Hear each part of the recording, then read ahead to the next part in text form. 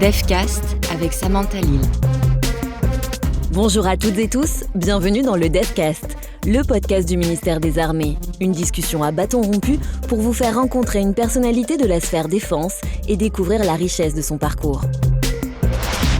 Pour le sommet, je l'aurais pas fait, mais pour sauver de vies, je le fais. Aujourd'hui, nous accueillons en provenance de Chamonix le chasseur Clovis du groupe militaire de haute montagne, appelé aussi le GMHM. Bonjour. Bonjour. Nous avions déjà reçu il y a quelque temps un de vos anciens frères d'armes, l'adjudant-chef Sébastien, qui nous avait notamment parlé de son ascension de la face ouest du Kamet en Inde en 2012. Et vous allez aussi nous faire voyager et peut-être avoir aussi quelques sueurs froides, car si vous êtes ici, c'est bien pour nous parler d'un sauvetage héroïque auquel vous avez participé début octobre. Avec le lieutenant-colonel Jacques Olivier et le sergent Vivien, vous êtes venus au secours de 2 alpinistes pris au piège à 6000 mètres d'altitude dans l'Himalaya. On est d'accord, ça ressemble quand même beaucoup à un pitch de film d'aventure. Oui, c'est sûr que dit comme ça, présenté comme ça, on a un peu l'impression qu'on est Indiana Jones.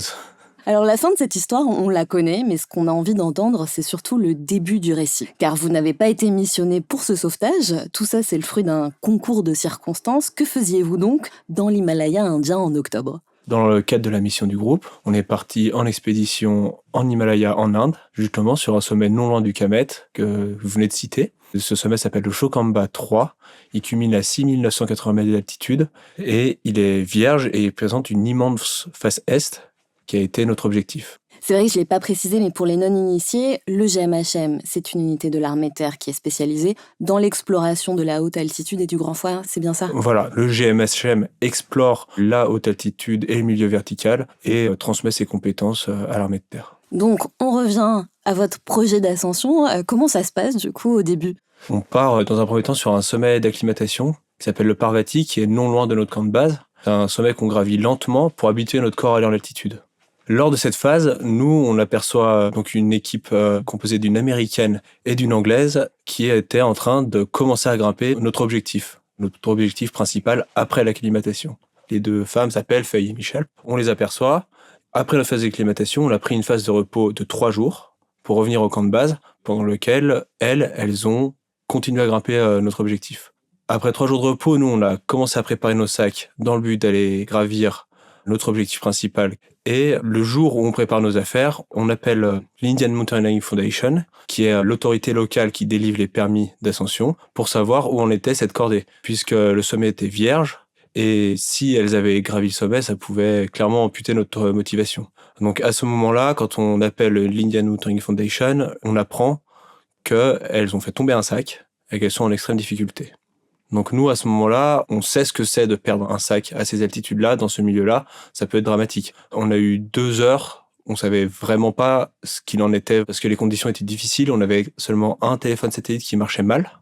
Pendant 2 heures, on a imaginé qu'elles avaient peut-être tout perdu, parce qu'elles ont perdu ça dans une phase de hissage, c'est-à-dire c'est un milieu vertical, donc on ne grimpe pas avec nos sacs sur le dos, on hisse le sac au bout d'une corde. Et si elles avaient tout perdu, en une nuit, elles seraient décédées. Nous, on a imaginé peut-être qu'on devrait grimper la montagne juste pour aller trouver leur corps ou potentiellement confirmer leur mort. Ça a été quand même un moment assez marquant, du moins pour moi. Parce que là, vous comprenez en fait qu'elles sont en grand danger. Exactement. Là, on sait que la situation est critique, mais on ne se rend pas compte à quel point. Et on a pu tout imaginer. Ça, c'est une phase qui a duré environ 2-3 heures. Et par chance, on a réussi à avoir le compagnon de Faye qui a réussi à nous appeler et nous a donné plus de détails sur ce qu'elles avaient ou sur ce qu'elles n'avaient pas. On a su qu'elles avaient encore un sac de couchage. Par contre, qu'elles avaient plus de nourriture et surtout plus de réchaud. Un réchaud qui nous permet de faire fondre de l'eau en altitude. Et du coup, elles ne pouvaient plus boire. La situation était quand même relativement critique. Mais a priori, elles avaient de quoi s'abriter du froid. Donc de quoi tenir un petit moment. Quand on a su ça, nous, on était dans notre phase où on préparait les sacs. On a décidé de partir en direction de la face, comme si on allait faire notre ascension, puisqu'on savait que l'Indian Air Force allait tenter un secours. Dans le cas où le secours aurait abouti, on n'aurait pas fait le secours, on aurait tenté notre ascension. Ensuite, on est parti du camp de base. Le lendemain matin, après avoir eu cette information, on part en direction de la face. Nous, on avait une journée d'approche pour aller au pied de la face. On a rejoint un col en face de la face à 5300 mètres d'altitude après une grosse demi-journée de marche. À ce moment-là, nous, on a aperçu les hélicoptères de l'Indian Air Force qui ont échoué leur sauvetage. Nous, à ce moment-là, on comprend que notre ascension ne va pas être une ascension, mais va être une opération de secours. Parce qu'à ces altitudes-là et dans ce milieu vertical-là, il est quasiment impossible de faire un secours en hélicoptère. Alors justement, est-ce que vous pouvez un peu nous décrire ce décor, ce paysage, hein? Parce que je ne suis pas alpiniste et j'ai du mal aussi à comprendre à quel point ça peut être technique, à quel point ça peut être dangereux, en fait, ce que vous allez faire à ce moment-là. Il faut imaginer des glaciers immenses. Moi, je me rappelle, avant d'aller en Himalaya, tout le monde m'avait dit, tu vas voir, c'est comme dans les Alpes, mais à l'échelle himalayenne. Et effectivement, c'est un glacier, tout est beaucoup plus grand, les crevasses sont immenses, c'est vraiment des immenses paysages, tout est démultiplié par rapport aux Alpes, pour ceux qui connaissent les Alpes. Là, les filles, elles étaient bloquées sur une face verticale. La partie verticale devait faire 700 mètres de haut, et après, il y avait encore 500 mètres pour rejoindre le sommet, en neige. Donc c'est vraiment des paysages immenses, on est isolés. Nous, on a un camp de base qui est quand même à 4 jours de marche, d'approche. On est vraiment dans un milieu isolé et hostile. Le moindre accident devient vraiment très très vite dramatique. La même chose dans les Alpes, un hélicoptère serait venu et elles auraient été sorties de la face en une demi-heure. Là, elles étaient vraiment dans une situation critique car bloquées sur une face où aucun hélicoptère ne peut venir. Et à partir du moment où vous prenez la décision du coup d'aller les secourir, est-ce que votre mental change? Parce qu'au début, vous partez quand même pour une ascension, c'est un projet, là c'est une mission sauvetage. Donc est-ce que y a un déclic qui se fait dans vos têtes à tous les trois à ce moment-là? Comment ça se passe en fait? Pour faire court, le lendemain matin, on a attendu de pouvoir les voir clairement avant de partir en direction de la face. C'est une face qui est exposée est, donc qui prend le soleil tôt le matin. Et du coup, le soleil tapant sur la face déclenche des chutes de pierres, décèle des pierres de la glace et provoque des chutes de pierres. C'est un passage que normalement, en alpinisme, il est logique de passer très tôt. Mais vu qu'on avait dû les apercevoir avant de partir en direction de la face, on était obligé de le passer plus tard dans la journée. Quand on arrivait à ce fameux passage, vu qu'il y avait beaucoup de chutes de pierres, parce qu'on était trop tard, il y avait trop de dégel, la question s'est posée entre Vivien, Jacques-Olivier et moi, est-ce qu'on passe ou est-ce qu'on passe pas? Et si on décidait de ne pas passer, on compromettait complètement le secours et leur survie. Et en fait, la question qui s'est posée entre nous à ce moment-là, ça a été, moi personnellement, je me suis demandé, est-ce que pour le sommet, j'aurais pris ce risque? Moi, la réponse a été clairement que oui, je l'aurais fait pour le sommet. Et Jacques-Olivier a inversé la question, s'est posé la même question, mais lui s'est dit, pour le sommet, je ne l'aurais pas fait, mais pour sauver deux vies, je le fais. Donc, on a décidé de passer ce passage en mettant un maximum de sécurité entre nous. C'était une traversée avec beaucoup de chutes de pierres en neige. Donc, faut imaginer une traversée d'environ 150 mètres de long avec des chutes de pierres fréquentes. C'est de l'ordre de toutes les 10 à 30 secondes dans les pires moments. Après, c'est un peu plus ponctuel. On a décidé de passer un par un, de surveiller l'autre et d'avertir quand on voyait une chute de pierre. Et à ce moment-là, on essaye de se blottir et d'éviter les pierres. Donc moi, le passage s'est bien passé pour moi et Vivien a vraiment eu une pierre de la taille d'un micro-ondes qui est vraiment passée très très près de lui. Donc voilà, c'est inhérent un peu à l'alpinisme, mais on a pris beaucoup de risques à ce moment-là pour les rejoindre. Tout ça prend à peu près combien de temps pour les rejoindre justement? De notre camp de base avancé, sur un col à 5300 mètres, qui était en face de la face, on a mis environ 4 heures à rejoindre le pied de la face. 3 heures pour le passage exposé que je viens de vous décrire, et ensuite 1 heure pour rejoindre le pied de la face, exactement. Quand vous les rejoignez, dans quel état elles sont? Quand elles nous aperçoivent, elles étaient bloquées sur une vire, donc une vire c'est un replat sur une paroi verticale. Quand elles nous aperçoivent au pied de la face, elles décident de descendre vers nous, d'utiliser tout le reste de leur matériel, sachant qu'il ne leur restait pas grand-chose, pour nous rejoindre. Donc à ce moment-là, on se dit qu'on est obligé de faire le contact dans cette journée-là, parce que sinon, elles vont être coincées dans un milieu vertical et elles ne survivraient pas une nuit dans cette position-là. Donc on a grimpé vers elles, elles sont descendues environ 300 mètres, nous on a grimpé environ 100 mètres. À ce moment-là, on arrive à se rejoindre. Elles sont dans quel état? Elles sont soulagées. Soulagée de vous voir? Oui, Faye a un peu pleuré et Michel, elle, a été plus discrète, elle était frigorifiée, assoiffée et affamée, bien sûr. Elles étaient par contre étonnamment relativement lucides. Après les avoir récupérées, après avoir atteint le point de contact, on a dû descendre encore un peu en rappel et encore marcher environ 5 heures. Moi, personnellement, elles m'ont vraiment surpris des forces qui leur restaient. C'était vraiment saisissant. Moi, je me dis vraiment que après ce qu'elles avaient vécu, sachant qu'elles étaient parties dans la face depuis déjà 5 jours, qu'elles étaient bloquées sans eau ni nourriture depuis 2 jours, j'ai été vraiment surpris des forces qui leur restaient et je me dis vraiment que le corps humain est incroyable, incroyablement fort. Et on va le redire, c'était bien des alpinistes chevronnés. On parle pas de jeunes femmes inconscientes, c'était vraiment des alpinistes chevronnés mais qui se sont confrontés à la dureté de la montagne. Oui, c'est vraiment des alpinistes chevronnés à qui il est arrivé une grosse mésaventure. Et comme je disais, dans les Alpes, ce qui leur est arrivé, c'est un non-événement en fait. C'est quelque chose, c'est un appel au peloton gendarmerie de haute montagne, au PGHM, et il se passe rien. Alors que là, ce qui leur est arrivé, c'est quelque chose qui peut arriver dans une ascension. Et malheureusement, ça leur est arrivé et c'est inhérent, encore une fois, à l'alpinisme de haut niveau. Alors, elles étaient soulagées de vous voir, mais vous, est-ce que vous avez été soulagées de les voir aussi? Parce que, bon, on comprend que quand même pour les rejoindre, c'est pas simple, que vous ne savez pas aussi dans quel état vous allez les retrouver. Donc, j'imagine aussi que de votre côté, il y a un... Ah oui, nous quand on les rejoint, c'est vraiment un grand soulagement, sachant qu'on a vraiment tout imaginé. On a imaginé aller chercher leur corps, on a imaginé qu'il y en avait peut-être qu'une des deux qui était encore vivante, on a imaginé qu'elles pouvaient avoir des gelures, on a tout imaginé, et en fait, finalement, elles avaient absolument rien du tout. Et nous, c'est vraiment un soulagement. On a encore des images où quand on les voit, on hurle de joie, parce que c'est vraiment un soulagement, et c'est quelque chose dont on se souviendra toute notre vie, c'est certain. Quand vous les récupérez, vous les ramenez où? Comment ça se termine vraiment, toute cette histoire? Quand on les récupère, elles ont... justement, on a dû repasser ce passage très dangereux, En plus, dans l'autre sens, sauf que, comme je vous avais expliqué, c'était une face est. Plus tard dans la journée, elle était passée à l'ombre et donc elle était beaucoup moins exposée à ce moment-là de la journée. Du coup, le sergent Vivien a dû faire une navette de crampons parce que dans leur mésaventure, elles avaient perdu une paire de crampons qui est nécessaire dans ce genre de pente raide. Vivien a dû faire 2 fois le passage exposé. Donc on a fait traverser dans un premier temps Michel. Vivien a dû remonter les crampons de Michel pour Faye et refaire le trajet dans l'autre sens. Donc ça nous a bien pris 1h30, 2 heures. Et après, on avait une longue descente pour rejoindre un replat sur un glacier, à environ 100 000 mètres d'altitude. Et à cet endroit-là, on a fait une grande pause, on a refait de la soupe, on les a réhydratés, renourris. Et là, on est reparti pour environ 2 heures de marche pour rejoindre notre camp de base avancé sur notre col à 5300 mètres d'altitude, en face de la face. Et donc là, on a remarché 1h30, on les a amenés à notre camp de base et on a passé la nuit. On a encore une fois bien mangé, bien rebu. Et vraiment, c'était impressionnant tout ce qu'elles étaient capables d'avaler, quoi. est-ce que depuis, vous avez eu des nouvelles de Faye et Michel? Oui, on a eu pas mal de nouvelles, on a pas mal échangé. Depuis, Faye est partie aux États-Unis. Faye, c'est l'anglaise qui avait des rendez-vous professionnels aux États-Unis. Donc on l'a pas encore revue parce que Faye vit à Chamonix, mais on l'a prévu de se revoir. Elle nous a dit qu'elle nous payerait un restaurant. Donc c'est avec plaisir qu'on va y aller et c'est vrai que je pense qu'aujourd'hui on est quand même un peu liés. Et donc finalement aussi, après ce changement de plan, votre ascension à vous, elle est un peu tombée à l'eau quand même. En fait, le créneau de beau temps était passé. C'est vraiment une partie de l'Himalaya où il y a environ 10 jours de beau à ce moment-là de l'année. Et c'était passé et on a dû rentrer parce que le créneau météo était passé. Est-ce qu'il y a un petit regret? J'imagine qu'il y a un grand bonheur d'avoir réalisé ce sauvetage, mais finalement quand même cette ascension, elle est pas dans la poche. Ouais, bien sûr, il y a quand même un petit regret. Après, c'est une expérience qu'on n'oubliera pas. Je pense que des expéditions, des ascensions, je réussirais. Des secours, je pense que j'en ferai plus. Donc, c'était une belle expérience quand même. C'est sûr que le sommet reste à faire. C'est quand même un peu dans un coin de notre tête. On verra si on y retourne ou pas. Mais c'est sûr qu'il y a un petit regret quand même, oui. Vous imaginiez vivre ça un jour? Non, je l'avais pas spécialement imaginé. Mais je sais que c'est possible et j'ai déjà vécu une situation un petit peu comparable dans les Alpes.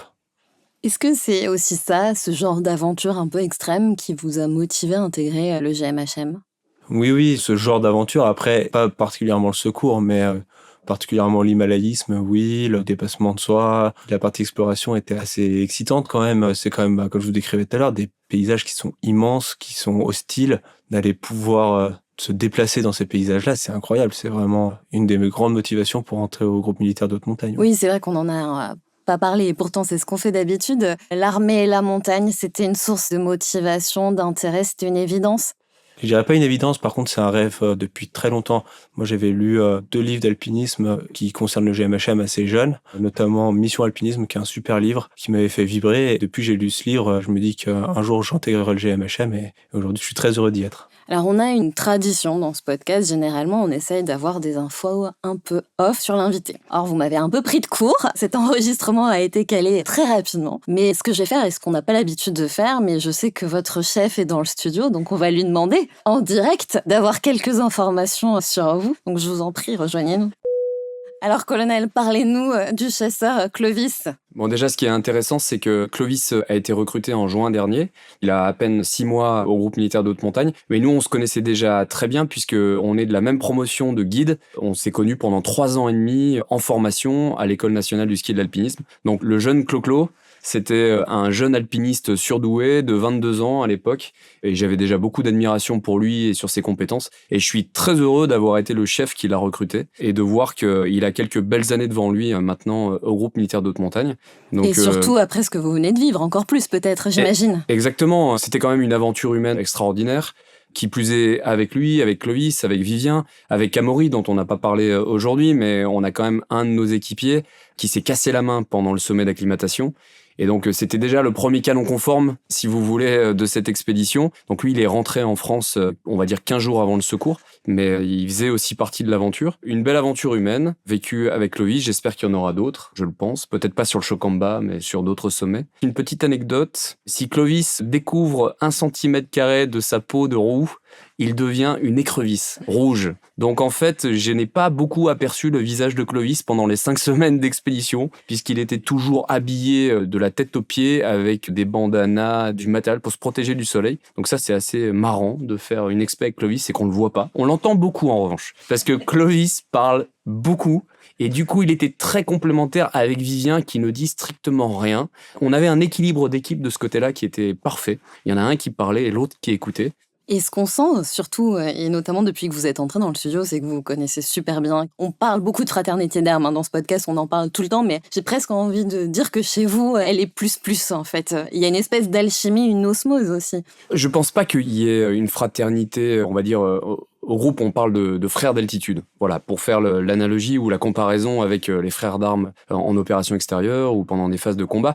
C'est pas plus au groupe qu'ailleurs, mais en tout cas, c'est au moins aussi fort que ce que connaissent les soldats en opération, parce que tout simplement, le milieu du combat et le milieu, l'incertitude de la montagne et la difficulté à progresser dans ce terrain qui est complexe, qui est dangereux et qui présente des dangers que parfois on n'est pas en mesure de prévoir, et ben ça crée un milieu tellement fort que les liens qui unissent derrière les alpinistes sont hors normes et sont au moins aussi forts que ceux qu'on peut connaître dans des phases de combat. Alors, il y a une courte vidéo de votre sauvetage qui a littéralement enflammé les réseaux sociaux. Vous êtes presque des rockstars.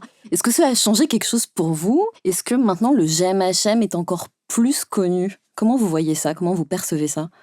Ce qui a changé pour nous, très concrètement, c'est que j'ai 20 ans de carrière et je découvre Ballard aujourd'hui. Donc ça, c'est déjà un point important. Bienvenue chez nous. Voilà, donc je suis content d'être passé par ici.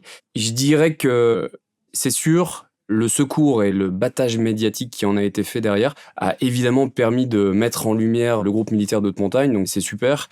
Finalement, c'est un beau produit d'appel pour pouvoir commencer à parler de nos ascensions, pour pouvoir parler du groupe, mais pas que en fait, pour pouvoir parler des troupes de montagne, pour pouvoir parler de l'armée de terre de manière générale.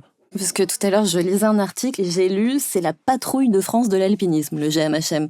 Alors c'est une manière un petit peu caricaturale, mais en tout cas assez simple finalement de décrire le groupe.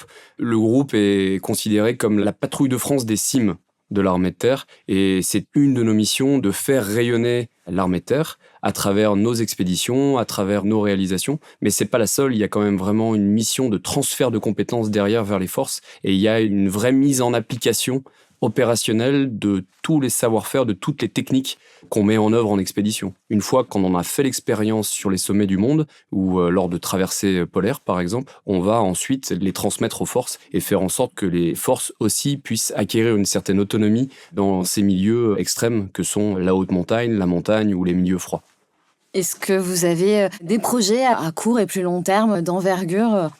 Le premier projet en cette fin d'année, ça va être de se retrouver tous ensemble. On a encore une petite équipe de 4 paralpinistes, donc des alpinistes qui ont une spécialité 3D, parapente, saut de falaise, base jump, wingsuit. Pendant qu'on était au Chocamba, ils étaient eux aussi en Inde, dans la région de l'Himachal Pradesh, et ils ont fait des tentatives de vol en altitude pour atteindre des sommets de 6000 mètres. Donc ils ont rencontré eux aussi pas mal de difficultés. Alors pas le même genre de difficultés, eux, c'était plus lié à l'aérologie, à la nébulosité et aux conditions qui ont été difficiles. Une fois qu'ils seront rentrés, on va enfin pouvoir tous se retrouver, après cette année quand même intense pour le groupe, pour faire le bilan de l'année et puis construire l'année prochaine.